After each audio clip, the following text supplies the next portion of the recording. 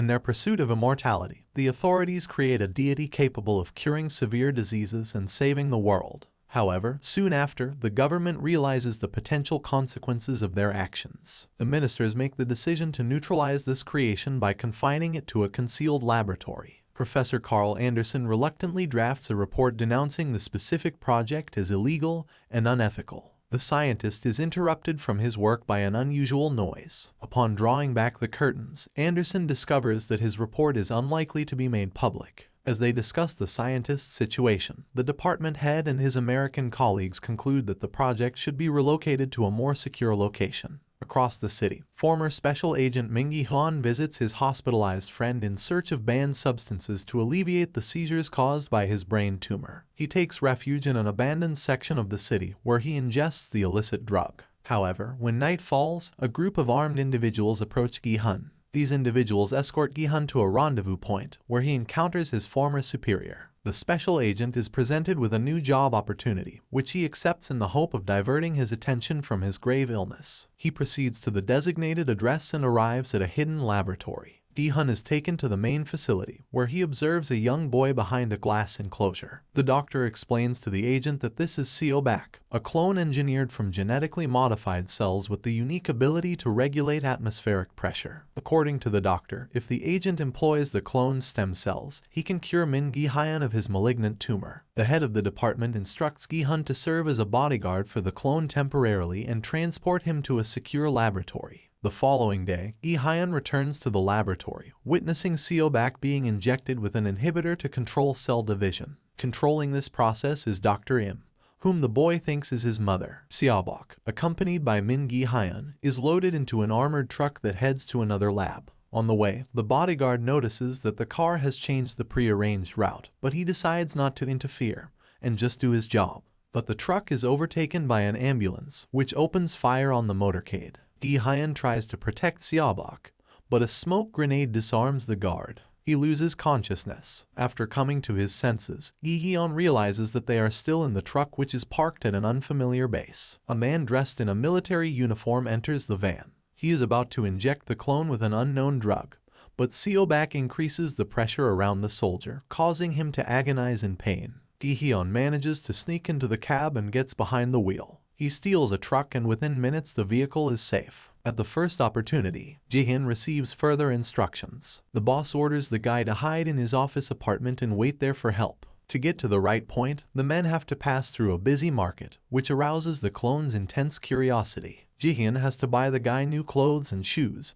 and for the first time Seobok takes off his medical suit. Finally, the fugitives find themselves safe. Ki-hoon restocks his weapons and decides to get some refreshment. He brews some quick noodles which, like the suit, pleases Seobok. The young man eats several servings with gusto. The doorbell rings and after making sure it's the agents, Ki-hoon quietly lets them into the apartment. But something goes wrong. The mercenaries point a gun at Seobok, assuring his colleague that this is an official order. Ki-hoon covers the guy with himself, realizing that the agents will eliminate him as a nuisance. But the clone uses his abilities again.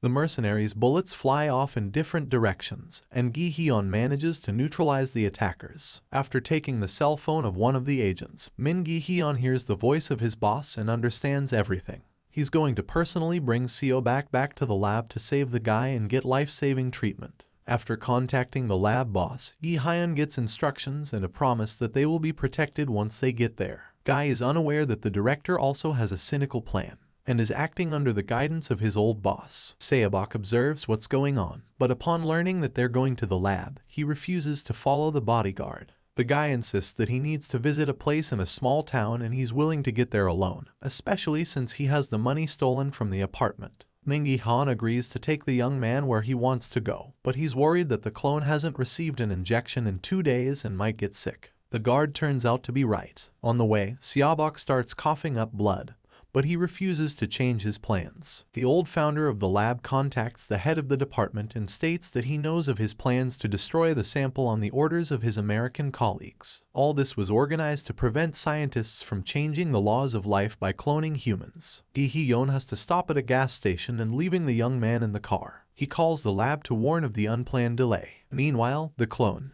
He disobeys orders and enters the cafe, scaring customers with his strange appearance and unusual abilities. Footage from the cameras gets to the department and the head orders to catch the fugitives as the most dangerous criminals. Noticing the police cars, Jae-in realizes that they are being hunted. He decides to wait for a while and drives the car to a deserted beach where they will not be searched. There is a quarrel between the men, which causes the guard to have a severe seizure and lose consciousness. While waiting for his buddy to come to his senses, Seobok remembers how he discussed with Dr. Im the issues of life and its end. The guy realizes that his mother created him only for the sake of an experiment, and he was never human. After coming to his senses, Gi-hyun asks the clone why he is awake, and Seobok admits that he has never slept in his life. The guard apologizes to the young man for his deception and promises to take him to the right place before they return to the lab. A conversation with the guy makes Gi-hyun remember how he has already betrayed a close friend once. A few years ago, the guy ratted out his partner to the management and she was destroyed in front of Gi-hyun's eyes. All this time, he lives blaming himself for what happened and realizing that the tumor, this is punishment for the evil done,